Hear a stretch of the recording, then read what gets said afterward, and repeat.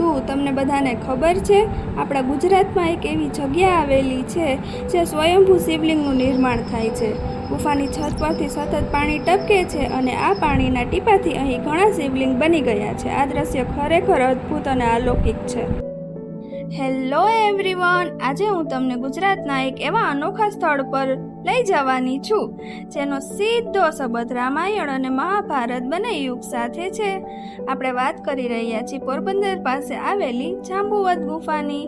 તો ચાલો આ પૌરાણિક ગુફાની અંદર જોઈને અને તેના ઇતિહાસ અને રહસ્યોની નજીક જઈએ।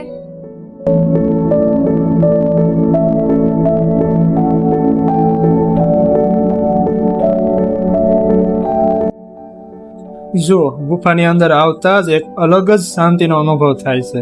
આ ગુફા ખૂબ જ વિશાળ છે।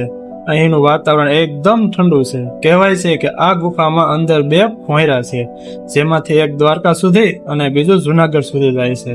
જો કે સુરક્ષાના કારણોસર અત્યારે તે બંધ કરી દેવામાં આવ્યા છે। તો ફ્રેન્ડ્સ, આ હતી જાંબવન ગુફાની એક નાનકડી ઝલક।